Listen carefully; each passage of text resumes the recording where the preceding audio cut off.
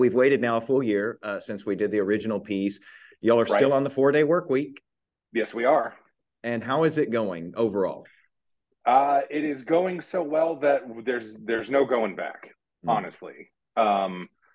So one of the things that I thought was most striking when the original story came out was how many comments when it was syndicated or on the WFAA share of it were assuming like, oh well, they've cut time and so they're going to pay their employees less, or they're reducing pay and benefits essentially to make this work.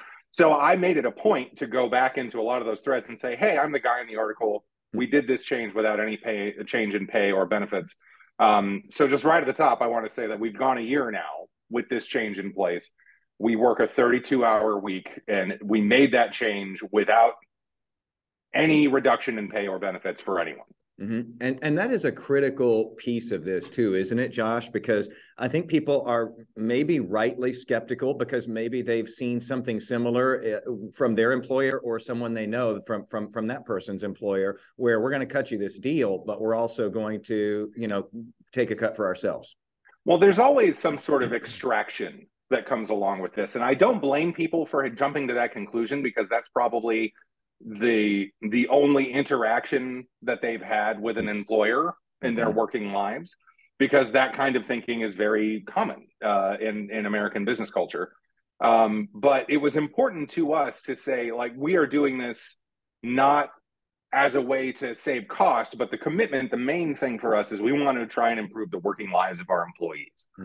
And over a year, not only did the report, and we've done a couple of anonymous surveys with everybody in the companies throughout the year, and the overwhelming reaction to it has been nothing but positive. Like, I cannot believe I have this whole extra day. It feels magical when I have 2 days off and then like, oh, I have a third one right away. It has really fundamentally changed everybody's lives. And if you combine that with the fact that we've been fully remote since 2020, if you do the math on it, based on what average commute times are for workers, and then the amount of time we've given people back in having a 32-hour work week and having everybody work 4 days a week, we've essentially given our employees 28 days over the course of a year, like full days. And the benefit of that, even if it didn't make us more money, even if it didn't cost us money, that would be enough for me, because this is one of the reasons I wanted to start my own boat, was because I didn't like how a lot of the other boats were run, and I thought there must be a better way to do this.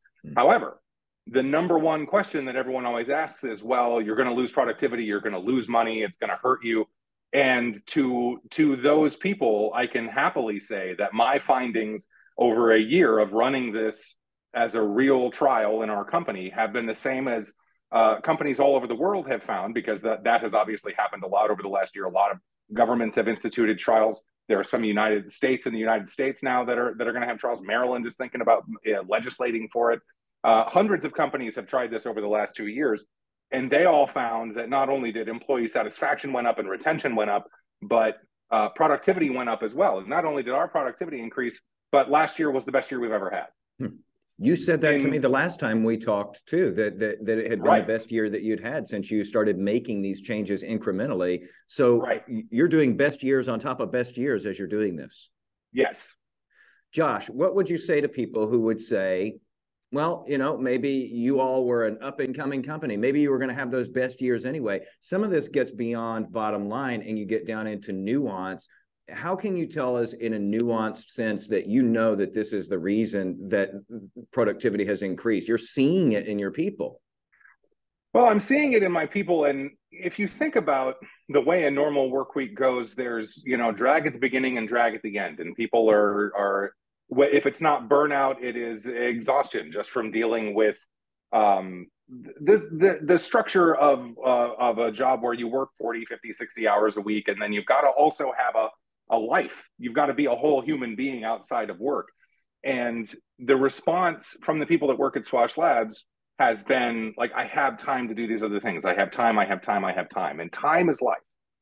And the fact that everyone comes to work feeling more rested, more refreshed, like when everyone comes back and they feel so much better after winter break, for instance, even though you're busy doing things with family and you've got all the obligations that the holidays include, that feeling you have when you come back on that first day is the power of rest and the power of just having a little bit of time for yourself. So we've institutionalized having time for yourself, having the power to make decisions about how you spend your own time during the week.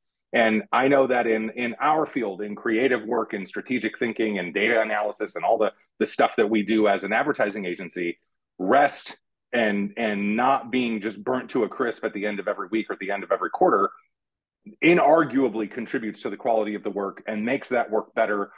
It makes it easier to work with people. It overall improves everything about how you're doing it.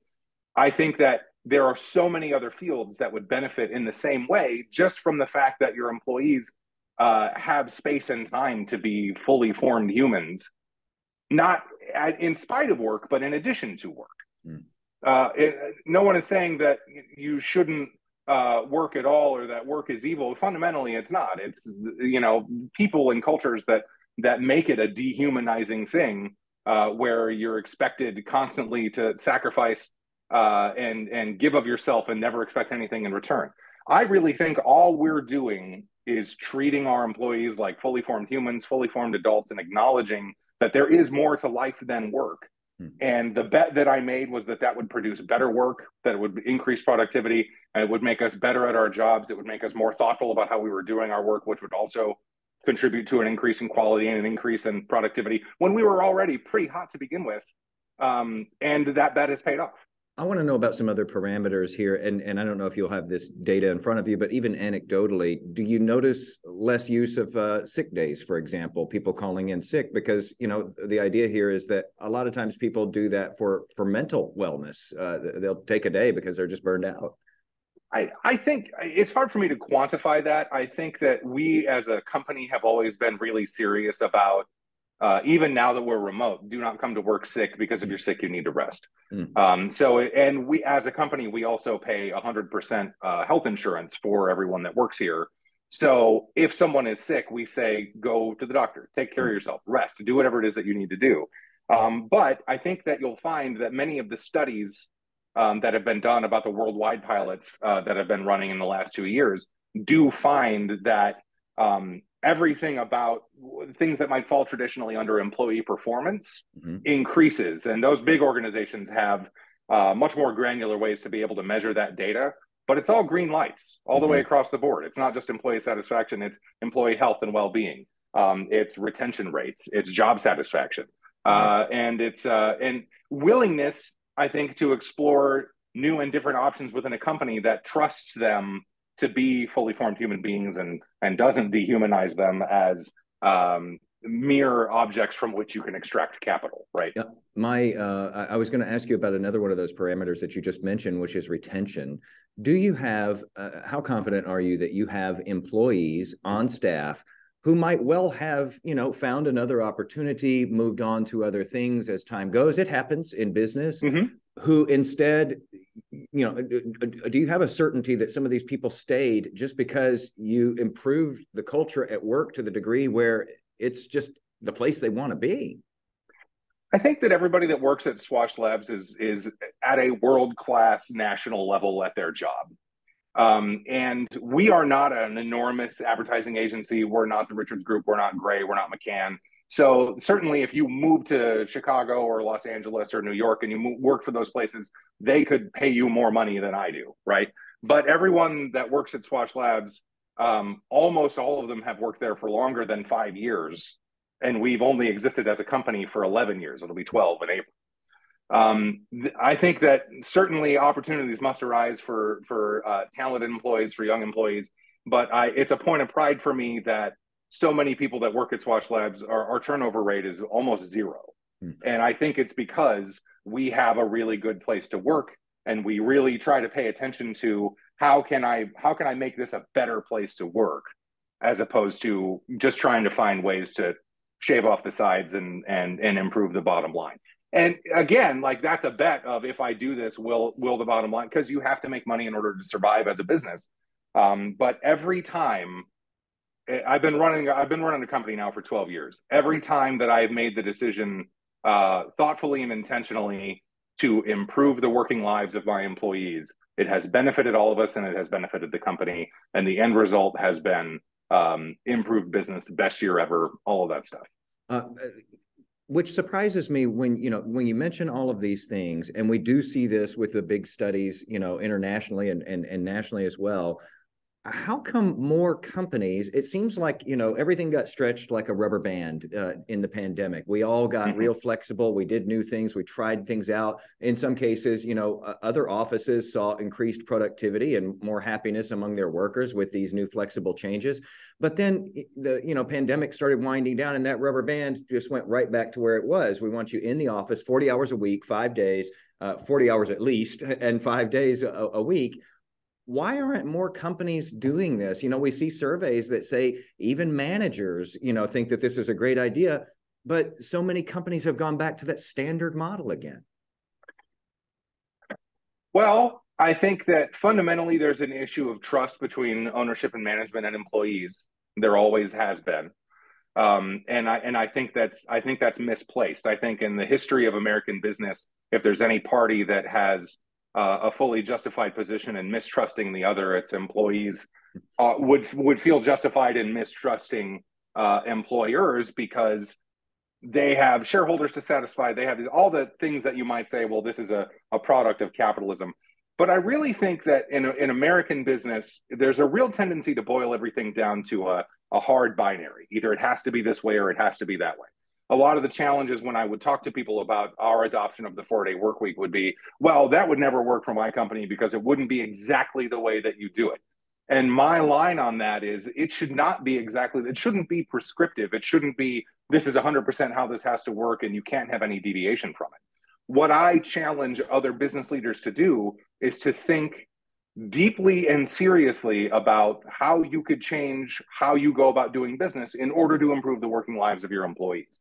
In some instances, that would mean let's look at a 4-day work week and how we could make that work for ourselves. And I've become more and more convinced over the whole year that even in factories, even in service jobs, even in places where a lot of the response is, oh, well, that wouldn't work because what if somebody needs an ambulance on Friday and we're all off? Well, you work 7 days a week anyways, and you stagger shifts. You could absolutely boil that down to the employee level and deliver that benefit to people in probably a lot of different industries. There are some industries in which it wouldn't work at all. But if you go through the process of trying to figure out, how can I improve the working lives of my employees? Would a 4-day work week benefit us, or would it be too difficult to implement? You will find other ways to acknowledge that humanity of your workforce. You'll find other ways to make life more livable, a little bit more flexible, to help them save money on transit or childcare or whatever it is, so that you can make it easier to work for you.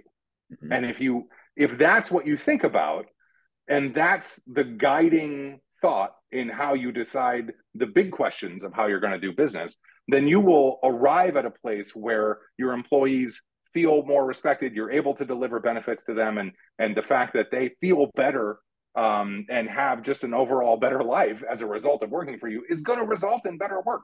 Mm-hmm. I'm sorry. Go ahead. I'm not just a super squishy, totally intangible guy. I went to college for political science and data science, and huge data sets about, like, why do people make decisions and what are the actual outcomes of these things. And I can tell you that it's not just me saying everything feels better and isn't that cool. There are real, actual business, capitalism friendly benefits that a business owner could extract from this if they get out of the mode of thinking, I have to extract as much labor as I can and pay as little for it as I can and deliver as few benefits as I can. If you get out of that mode and you think we're all in this boat together and we're all like, we want to pull this cart all together, then you'll find yourself in a position where you can do good things for your employees, treat them as real humans, and gain a benefit from it as the business owner as well. I think if I'm a business owner, it might help me to take that step, though, if I see someone else succeed at it and even thrive while doing this. And when we talked last, I remember that you had said that, others were curious and they were inquisitive about it and they were noticing what you all were doing, other businesses that you associate with.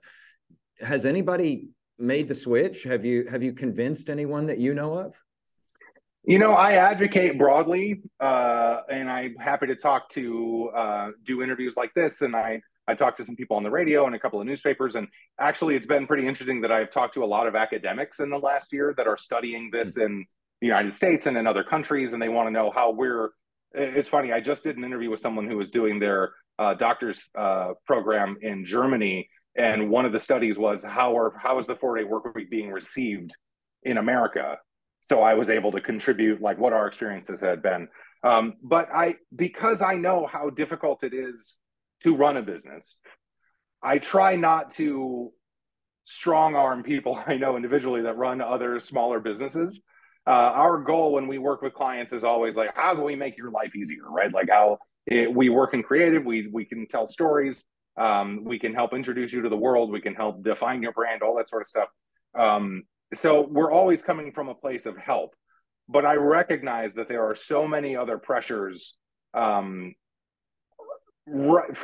sometimes right at the top of an organization all the way through the middle, depending on the size of how it is. So really, I think that what I want to do is say to other business leaders that are at the tops of organizations and have the power to start considering this and to go to their executive teams and say, let's think about this, or even people that are in the middle, you know, the senior vice presidents or whatnot, and they want to go up and say, hey, let's consider this. There's absolutely a case to be made, and it's not just my anecdotal experience. There's now a worldwide cache of data of real live trials that have been run both at with government sponsoring them and people just deciding to do it on their own, that you can go now to your shareholders, you can go now to your board, you can go down to your executive teams and say, look, people across all kinds of industries have tried this and it has very real benefits, and I think it's worth it for us to consider. I think the capitalistic brilliance in this, Josh, is that this doesn't cost you a dime more. You're reducing your turnover. You're making your people happier. You keep having the best year that you've ever had, and it's not costing you anything. And in fact, if I'm a competitor of yours, I might have to pay more to my people to keep them happy because I haven't gone to a 4-day work week and added on, you know, these fringe benefits of just having more time in your life. I'm having to do more to keep my people happy. Yeah, well, it's a competitive differentiator, I would say. And, my joke when I'm talking about us against other advertising agencies and in Texas is that, we don't really have any competition, but that's just because of pride of the work that we do and the things that we built together, right? The truth is that every company does everything in slightly different ways. And I think if other companies and if employees at other companies look at how we are doing things and then can take that in similarly small shops, there's 11, there's 12 of us. If you can go in a shop that size and say, hey, maybe we should give this a shot, I think that's a benefit. If people are talking about it, I think that's a benefit. But honestly, it was very funny to me. I think a couple of striking conversations I had, and it was a common thread amongst people that had shops that were maybe a little bit bigger than me, but had individual owners. And these aren't people we work with. These are just people I know. They would say, well, how do you recoup the cost of giving everybody the same money for 32 hours as opposed to 40 hours? And I just would say, I don't, right? I don't need to do that. And if they are getting their work done and we can adopt this successfully and everybody feels good and they're doing good, then we're going to keep doing fine. I'm going to be fine. Everybody's going to be fine. And you don't have to, I just think that if you come at it from the standpoint of every dollar I give away, I've got to get back in some way, like I would say to those people, it's never too late to change how you live your life. It's interesting because we had talked about that before too. And you're a data guy and you know how much work you require from people. You know what you need from them. And they were actually getting more work done in 4 days than they were getting done in 5 days. And you can quantify that. You can see that you have product. Yes, we can quantify that. And I think it's also important to understand that trying this, it wasn't like it worked perfectly right away. Yeah. We had to think about, okay, well, because we have less time when we're all in the office together, like Tuesday, Wednesday, Thursday, and this will get into the weeds a little bit. But the main challenge was, okay, boy, now we got a lot of meetings on Tuesday, Wednesday, Thursday.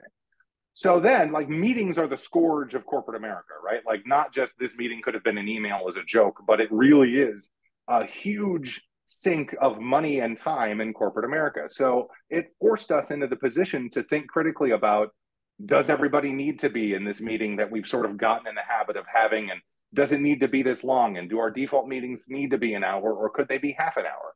And these meetings that we know are half an hour, could we boil those down to 15 minutes? Let's think about how we set an agenda. Let's think about how we drive through these meetings. And all of that is in service of being more respectful of the time that the employees have in a given day and during their work week. And it's a really, if you want an MBA course in organizational design and efficiency, remove 8 hours from your work week and then take a hard look at your meetings, right? In a really meeting-based company. And it forces you to make a lot of strategic decisions that have tactical outcomes. Mm-hmm. So you think about, go ahead. I was just going to say, I think in your blog, you called this the unintended bonus. This wasn't something that you thought of going in, is it? Yeah, like we had always, as an organization, thought like, well, let's have a day where we don't have any meetings, and then we wouldn't really stick to it because stuff happens and life is messy, and you gotta move things around. Reducing our work week to 32 hours then really put a hard cap on how much time everybody had, and we try to be really serious about like, let's not work outside of that framework. So then what happens is you've got to be more judicious and efficient about how you structure your time Tuesday, Wednesday, Thursday. But then everybody that works on Monday and not Friday gets pretty much all of Monday as a focus day. And everybody that works on Friday and not Monday gets all of Friday as a focus day. So then that became sort of a natural pressure release, which is good, but also it provides people with a lot of uninterrupted time when people aren't, like, Slack isn't chirping at you and you don't have emails that are like, I've got to address this right away, that's interrupting the work I'm doing that would have benefited from an hour of focus time or an hour and a half of focus time. And I think that is where some of the increased productivity comes from, because we are able by default to provide these big hunks of time to people to dig into stuff that really needs that strategic thinking, that intentional thinking, as opposed to the tactical tasks and flies you got to swat throughout the week. So before I let you go, I have to ask you about the challenges. You're a year into this now. Obviously, there's always, growing pains with something like this. Do you still have challenges with this, or what has been your biggest challenge? I think the biggest challenge has been being much more thoughtful about efficiency and time. And I think there is a place that bosses and organizational leaders fall into, which is just, well, whatever we need to do, let's just do it. And that's a terrible way to run a boat, right? Because that ends up with something being on fire over here because you prioritize this thing and everything is a priority and you can't do that. So I think it's a little bit of an exercise in what's the word I'm looking for here? In self-awareness and hubris, to say, like, just because this was my idea 7 years ago and this is the way we've always done it, do we still need to do it that way anymore? And the more honest and candid you can be with yourself about the very big basic question, which is, just because we've always done things this way, does that mean we have to do them that way anymore?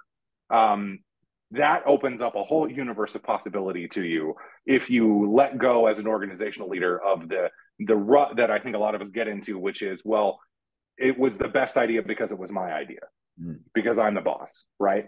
Right. And the challenges are still about efficiency, and but it has, I think, made us look to the future. Like, we hire very intentionally. We never grow just for the sake of growing. Like, if someone comes on, I don't want to be the kind of advertising agency that hires a bunch of people for an account, and then if we lose the account, then we got to let those people go. Because now we've got a real team that knows each other and works very well. And as we add people to that, I always want it to be really intentional. As we grow, any position that we hire for is going to be hugely competitive because we're a fully remote shop that has a 4-day work week. And I recognize that. But also, as we add new people into the shop, we're going to be doing it in a way that I think has those same sensitivities about making good use of people's time and understanding what departments need what based on their ability, their trust in me to give me very real feedback about, hey, this is working, this isn't. Like, we've always been that kind of culture, but the last year, everyone has been even more candid about it because we knew we were trying something different. And now everyone, I think, is even in a more comfortable position to be able to say, I need this, we need this will be good for us. And I have no reason not to trust them, because every time I have placed my trust in my team, the whole time that we've been doing this, I've been rewarded for it. So if I'm a business owner and you've convinced me now to do this, Josh, if you had it to do all over again, would you go straight in and go to the 32-hour work week, or would you do it the way you did it, where you eased in and at first you gave people that extra 4 hours, so it was a 36-hour work week? Which one would you do if you had it to do over? Hindsight is 2020, and I know everybody likes to say that, and it's like, well, it worked great, and the benefits have been enormous, and the challenges were legitimate, but not at all anything that would make me rethink doing this, right?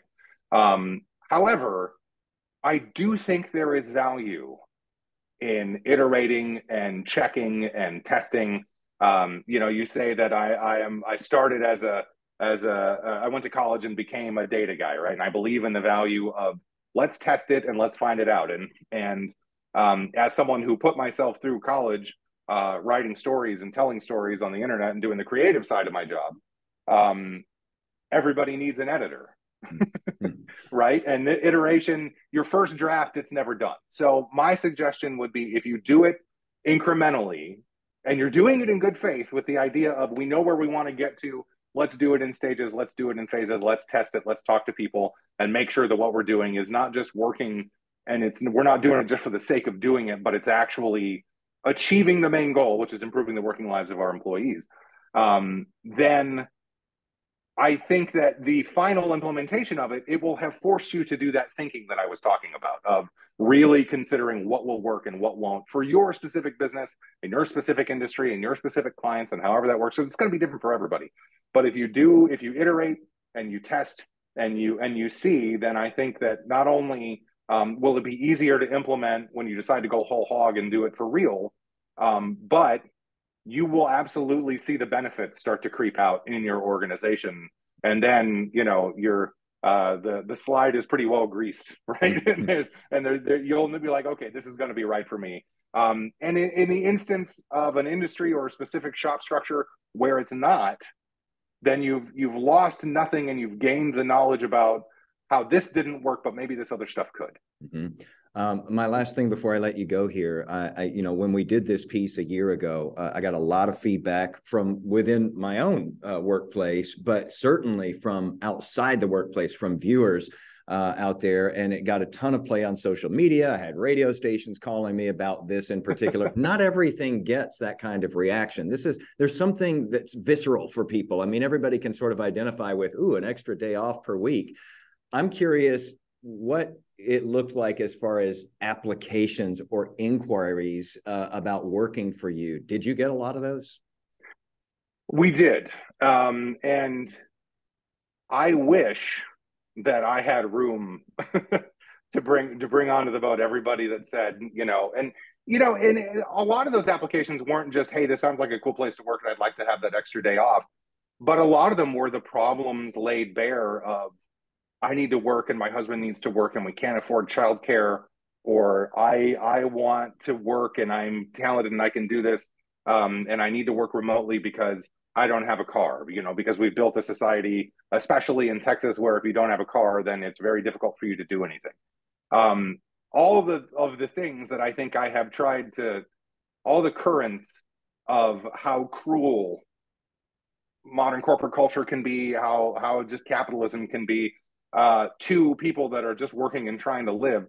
All the currents of that I think I have tried to work against by starting my own clubhouse and my ragtag band of rebels that ended up making good, really came out in a lot of those correspondences. And I would talk to people about that. And I think a really funny thing was people were commenting on social media and they would start out mad about it. Not knowing me, or maybe not having watched the whole video and oh, he's just stealing money, or he's doing this, or it doesn't work for me. And I would just jump in and be like, hey man, I came from where you are, and I did this, and this is why we did this. And I just would very plainly tell them the same thing I told you. And then they would start having conversations with me about oh, well, that would be really good for my life. And I've never had a boss that would trust me like that, or I've started my own company and I don't trust anybody to do this work but me. And I'd be like, boy, I was there once, and that was the dumbest decision I ever made, was not thinking that other people could do stuff better than I could do. And now, and that was only the first couple of years of oh, I got to try to have my hand in everything, and I was the biggest bottleneck for us. And now I know for a fact that I have hired people that are smarter and better than me to do every other job in the organization. And we have all only benefited from it. So I think that I think this is the future of work. Not this specific thing that I'm doing, but how we're thinking about it and the conversations that we're having about it and what it means to be alive in the 21st century and to be participating in the society as it exists around us. And I think that every conversation we have about this, every time somebody does a story about any company, not even mine, but some other company, whether it's a 4-day work week or whether it's going remote or whether it's just changing something fundamental about all of these assumptions that have been made forever about how work in America has to go, I think that benefits us as a society. And I don't want to be like, well, we should have this free and open marketplace and exchange of ideas because that, like, yes, that's true, but not everybody has those conversations in good faith. Mm. And I think if we're having good faith conversations about, does every year, in order to be considered a success in a business, have to be unchecked growth no matter what? Mm-hmm. Do we always have to get bigger because we've been told that if we're not growing wildly every year, then we're a failure? No, you don't have to do that. And that's part of that thinking of like, boy, this is just all the way that it has always been done.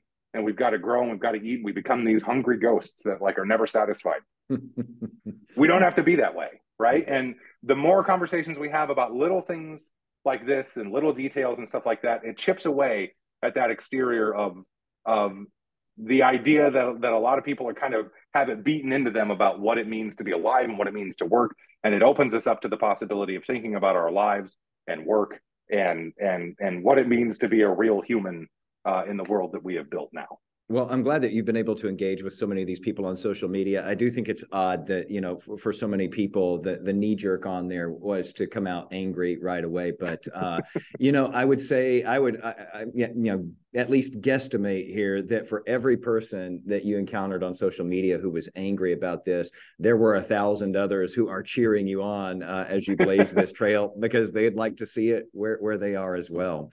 So there was a lot of positivity as well. I don't mean to make it sound like it was a constant barrage of negativity, but it was striking to me how negatively people would respond to something like that. So I appreciated the opportunity to be able to just talk to them on a one-to-one level and say, I'm a boss and this is how I do this, and it might not be right for where you are, but think about it and talk about it. And I really am thankful for the opportunity to tell this story and have it be at least a small part of the conversation about work in North Texas and in America in general. Well, Josh, I think it is a fascinating experiment, and I'm glad that we have the ability to look into this and watch it as it unfolds over time. Thanks again for taking the time and updating us on how it's going. Yeah, well, thank you. And I guess I can't wait to see how everybody reacts to this one. We shall see.